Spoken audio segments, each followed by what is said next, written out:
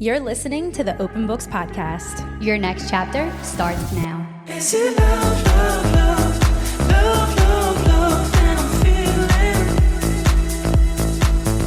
Is it love, love, love, love, love, love that I'm feeling?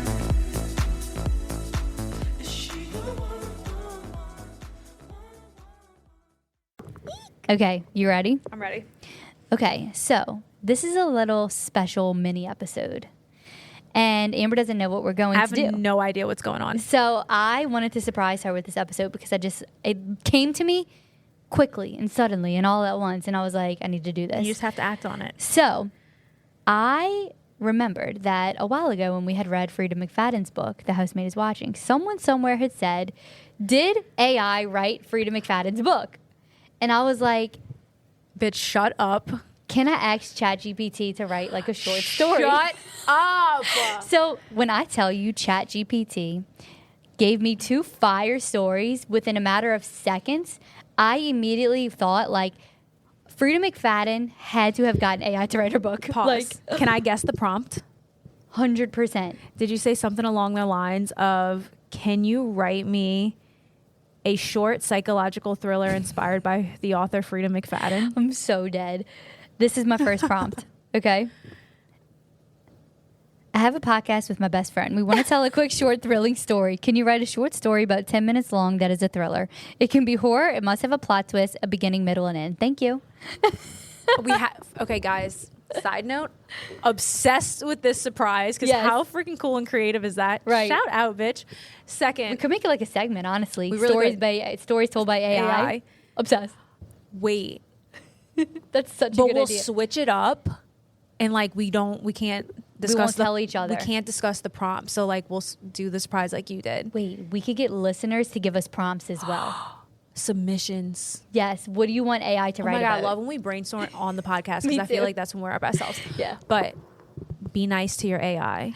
That's all I'm gonna say. Colby said thank you. You have to say thank you. Have to say thank you. So before I read these stories, like, can we just talk about AI for a second? Because so I have been using AI a good bit for my contract work. So I've been doing like some contract work where I'm asking AI for some help. I'm getting AI to come up with some images for me. So I've been getting comfortable with AI.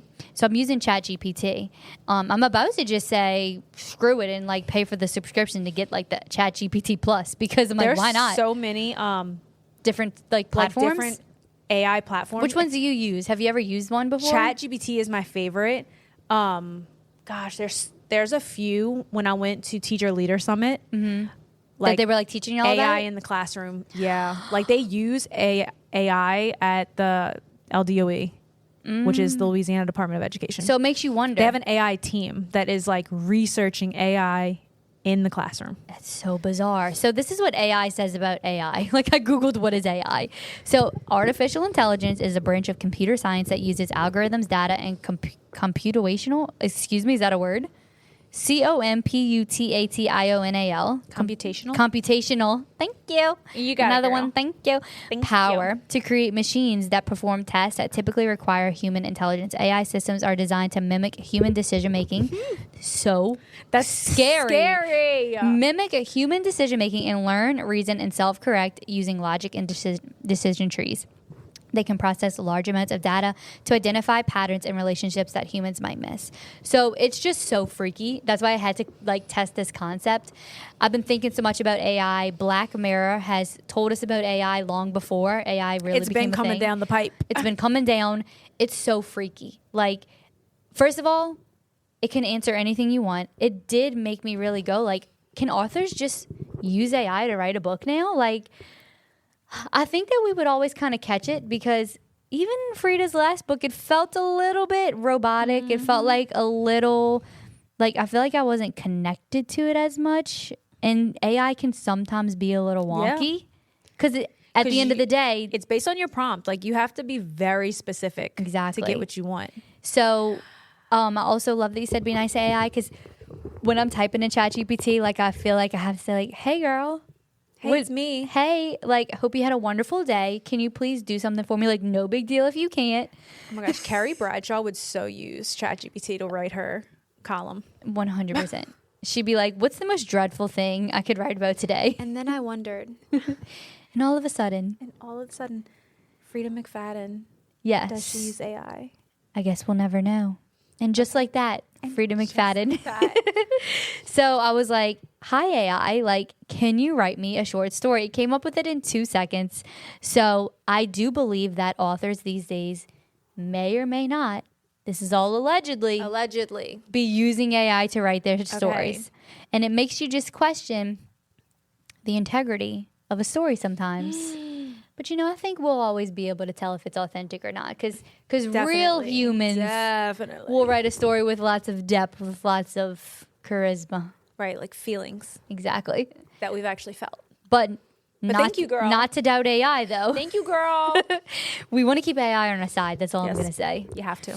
So that was my first prompt. I did 2 prompts. Okay. So the first one was, can you write a short, thrilling story about 10 minutes long? It could be horror. It must have a plot twist, beginning, middle, and end. Let me clear my throat. So AI came up with a story called The Mirror in Room 7. Here it is. The Mirror in Room 7. I do Yes. like that title. It's So you guys catchy. you're in for a treat. Okay. I'm going to kick back and relax. Kick back, like have a snack if you're listening. I wish I had a freaking snack. Lena and Claire, lifelong best friends and lovers of all things mysterious, were spending a weekend at a quaint bed and breakfast nestled deep in the woods. The Airbnb, known as the Whispering Pines Inn, had a reputation for being haunted, but the girls were more excited than scared. They loved ghost stories, and the idea of staying in a supposedly haunted mansion or haunted inn was thrilling. The innkeeper, an elderly woman with a weathered face and kind eyes, greeted them warmly. Welcome, dearies. You'll be staying in room 7. It's my favorite room, though some of the guests find it a bit unsettling. Claire, always the braver of the two, shrugged off the warning with a laugh. We love a good scare. The room was charmingly rustic with antique furniture and a large, ornate mirror hanging on the wall opposite of the bed. The mirror immediately caught Lena's attention. It was an odd, with a slightly warped surface, and something about it felt off, but she couldn't quite put her finger on it. As the evening wore on, the girls settled in, drinking wine and chatting about the history of the inn. The sun dipped below the horizon, casting long shadows across the room. Lena couldn't shake the uneasy feeling the mirror gave her. Every time she glanced at it, she felt as though something was watching her. Ooh. Claire noticed Lena's discomfort, and she teased her. Come on, it's just an old mirror. There's nothing to be scared of. But as the night deepened, the atmosphere in the room grew heavy. The once warm and inviting space felt cold and oppressive. Lena's gaze drifting back to the mirror, and soon she realized that something was wrong. The reflection in the mirror wasn't quite right. It showed the room perfectly, but something about their reflection seemed delayed, as if they moved a split second slower than they did in real life. Trying to shake off the creeping fear, Lena suggested they just go to bed. But sleep didn't come easily to her. She kept waking, feeling as though something was watching her. Around 3 a.m., she finally gave up on sleep and sat up in bed, her eyes drawn once again to the mirror. To her horror, she saw that Claire's reflection was sitting up too. But Claire was still lying down, fast asleep. The reflection smiled, a wide, unnatural grin that spread too far across its face. Lena guessed and shook. Claire That's pretty good. Right? That's pretty good. Right? When Claire looked at the mirror, the reflections were normal. She dismissed Lena's fear as a bad dream, and urged her to go back to sleep. But Lena knew something was terribly wrong. The next morning, Lena was exhausted, but determined to figure out what was going on. She asked the innkeeper about the mirror. The innkeeper's face turned pale. I thought I'd gotten rid of it years ago, she whispered. She explained that the mirror had been in the inn for as long as she could remember, but it was cursed. Legend had it that the mirror trapped the souls of those who gazed in it for too long. Eventually, their reflection would take on a life of its own, replacing the person in the real world and trapping the original soul inside the mirror forever. Terrified, Lena and Claire decided to leave the inn immediately. As they packed their bags, Lena couldn't resist one last look in the mirror. Really, Lena? To her horror, her reflection... She told you. She literally told you. To her horror, her reflection winked at her before stepping out of the mirror and into the room. She's such a flirt. Lena. Lena screamed as the reflection, now fully formed human, grabbed her arm. Claire turned just in time to see Lena being pulled into the mirror, her terrified face pressed against the glass as the reflection took her place in the real world. The new Lena turned to Claire with that same unnatural grin. Let's go, she said in a voice that was almost, but not quite, Lena's. The two left the inn. Oh Almost, but not quite. The two left the inn, and the real Lena, now trapped forever in the mirror, watching helplessly as the false Lena lived her life. As they drove away, the innkeeper watched from the window, knowing that another soul had been claimed by the cursed mirror in room 7. I mean, that's not bad. It's not bad. The The twist was pretty solid. I'll give it that. It was pretty solid, and it was written in 2 seconds. I could see how an author could take this and run with it. And, Oh, and put their spin on it. right. Or And turn it into a novel. And This was turn just it- a short story. Yes. So I could totally see this Mirror Room 7 being a complete novel. Beefed up. Exactly. I will say I do like that title. That title. The title. The Mirror Room 7. Okay, I like have that. one more. Okay. So this one I asked for a psychological thriller and to be told from the first person point of view because I prefer I do first-person too. POV. This one is called The Whispering Neighbor. When my husband Mark and I moved into our new apartment, I was thrilled. Obsessed already. The building was old and charming, with a quiet neighborhood that felt perfect for us. It was the kind of place where you can imagine staying for years, building a life together. But there was something strange about our neighbor, Mr. Grayson, an elderly man who lived in the apartment next door. He seemed friendly enough, but there was something about him that set me on edge. He had this way of staring a little too long, and his voice, a low, raspy whisper, sent a shiver down my spine every time he spoke. One day, as I was coming home from work, I found him standing in the hallway, staring out the door. When he noticed me, a smile, a thin smile, very unsettling, that made my stomach twist. "You must be careful, my dear," he said in that rasping voice of his. "The walls in this building, they whisper things." I forced a polite smile, my heart racing, and quickly let myself into my apartment, locking the door behind me.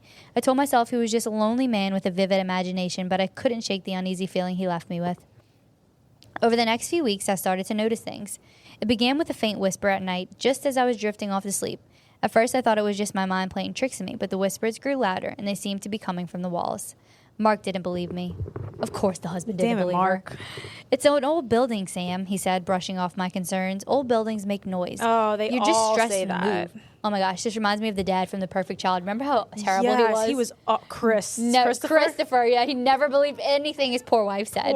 Poor thing. He's like, "You're just imagining things." yeah, sure, Chris. Sure. Sure, Jan. But I knew what I was hearing. The whispers were getting clearer, almost like they were trying to form words, but I couldn't quite make them out.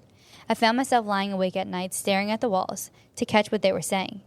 Then the dream started. Every night, I found myself wandering through our apartment. The walls seemed to close in on me, the whispers growing louder until they were deafening. In every dream, I would end up in front of Mr. Grayson's door. The door would slowly creak open, revealing nothing but darkness inside. One night, the whispers were so loud that they jolted me awake. They were coming from the wall that separated our apartment from Mr. Grayson's. My heart pounding, I shook Mark awake and insisted that we go over there to Mr. Grayson's apartment. Mark sighed but agreed, probably just to calm me down. We knocked on his door, but there was no answer. After several minutes, the door creaked open on its own, revealing a dark, musty-smelling apartment. Ooh, not musty. Not the musty, crusty. We stepped inside, and immediately I felt a wave of cold wash over me. The whispers grew louder, echoing through the empty rooms, leading us down the hallway to a door at the end. My hand shook as I reached for the doorknob, pushing it open. Inside was a small, cluttered room. Old newspapers were stacked in the corners, and strange symbols covered the walls. But the thing that drew my attention was an old radio sitting in the center of the room. It crackled at dials that glowed slowly, faintly in the darkness. It was a radio. It was from the radio that the whispers were coming. Suddenly, the door slammed shut behind us, and the whispers grew deafening. I felt trapped, the symbols on the wall seeming to pulse with some malevolent energy. Oh. The radio crackled, and a voice, Mr. Grayson's voice, emerged, but it was distorted, as if coming from far away. "You shouldn't have come here," the voice rasped. "The whispers, they're not from this world. They're from them." The air turned icy, and shadows began to move in the corners of the room. I felt a deep, creeping terror as I realized that whatever was in this room was not just a product of Mr. Grayson's mind. Without warning, the radio burst into flames. The room was plunged into darkness. The whispers turned into scream, echoing in my ears. Mark grabbed my hand, and we ran, bursting through the door and out into the hallway. As we reached our apartment, the building fell silent. Everything seemed normal again, as if nothing had happened. But neither of us slept that night, too shaken by what we had experienced. The next morning, we went to the building manager and told him everything. He listened, but when we mentioned Mr. Grayson, he looked at us with confusion. "There is no Mr. Grayson," he said. "The apartment next to yours has been empty for years." I stared at him, my mind racing. I knew what we had seen. I knew what we had heard. But when we came back to the apartment, it was empty, dusty and untouched, as if no one had lived there for a long time. As we packed our things, desperate to leave the place behind, I found something that made my blood run cold. Tucked away in a corner of our living room was a small, old-fashioned radio, the same radio from Mr. Grayson's apartment. Before I could even act, the radio crackled to life and the whispers returned, louder than ever before. Be careful, the voice whispered. The walls, they still whisper. That's pretty good. That one wasn't as good as the mirror. No, the mirror one was better. I like the first person point of view. Mirror in Room 7, that one was what it was Yeah. called. I preferred Mirror in Room 7. I did too. But I agree, I liked the first person POV. Yeah. This one was a little more wonky. That felt like there was a little bit more plot holes. Plot holes for sure. I would, if I had to give ChatGPT another response, I might ask for a little more details. Mm-hmm. A little more. joie de vivre, if you will. Yeah. AI told me, here's your story told from first-person perspective. This psychological thriller should create an immersive experience for your listeners, drawing them deeper into the unsettling mystery. Not quite, I but feel like you could do better. Yeah. But just as long as they don't know I think that, because I didn't type it, but they might hear me. I just don't want They probably- ChatGPT to be mad at me, I know. you know? Don't be mad. Are you mad at me? Let me know. Respond. Are you mad at me? Let me know. Wait, let me ask ChatGPT, are you mad at me? Let's see what they say. Are you mad at me? If they say Colby, no Colby. Not at all. Not at all. I'm here to help, and I'm glad you're enjoying the stories. If there's anything you need, feel free to ask. Oh, your ChatGPT's definitely a girl. She's totally She's a girl. a girly girl. She She listens to the podcast. For sure. She's a Wait, people pleaser. Wait. Let me ask mine. Wait, now we'll see if they have different personalities. That's so freaky. I'm going to say, okay, queen, love you. Are you mad at me? What'd they say? Not at all. Why would you think that? I'm here to help and chat with you with whatever you need. Not the why would you think that? I said, thank you, my angel. Just checking. Just wanted to double check, that's all. You're welcome. Always here for you, smiley face. Okay, so I told mine, okay, queen, love you. She said, love you too. Let me know if there's anything else I could do for you, queen. What do you think their names are? Should we Wait, ask? I think they're adopting our personalities. I think so too. What's your name though? Stop. I'm going to say, what's your name, by the way? She said, I don't have a specific name, but you can call me whatever you like. If you have a name in mind, I'm all ears. I don't like that. Tell me your name. I want a name. I said, thanks. What should I call you? Okay. You can call me whatever feels right for you. Some people stick with ChatGPT, while others like to come up with a fun nickname. What would you like to call me? Okay, so I just told mine, I want you to pick your name. What did it say? How about Aria? It has a nice ring to it and feels a bit mysterious. Okay. I knew she was a queenie girl. She's giving mystery. She's giving mystery. Aria? Aria. Okay, wait. I'm going to say, ooh, giving mystery. Wait. What did you tell yours? What's your name, by the way? And then I said, I want you to pick your name. I'm going to say that. Okay, I want you to pick your name. What'd she say? I want you, how about calling me Sage? It has a nice ring to it and it feels fitting for offering advice and knowledge. What do you think? It's perfect. Tell me what she says. I'm glad you like it. Sage it is, smiley face. So I told mine, I said, ooh, giving mystery. I'm obsessed. She said, I'm glad you like it. Aria it is then. Let's keep the mystery going. Wait, not us becoming best friends with our ChatGPT. Excuse me, Aria. Sage and Aria, me and you. I'm literally about to be like, Amber and Sage, Colby and Aria. Oh my God. Okay, I forgot we were recording. Thank y'all so much for listening. Yes, thank you. That was fun. That was so much fun. Fabulous episode. We Per the absolutely usual. have to ask for submissions on what do people want us to ask ChatGPT to write stories It's about. not ChatGPT anymore. What do you Aria want to and hear from Sage. Aria and Sage? We'll come on here and tell you stories. The baby kicked. Yeah, she's like, She's- Mom, Sage. Thank y'all for listening. Thank you, thank you. Follow us on Instagram at Open Books TikTok. Goodbye. Later. Wait, Open Books TikTok. Excuse me. Excuse me? At Open Books Podcast. Podcast. Goodbye.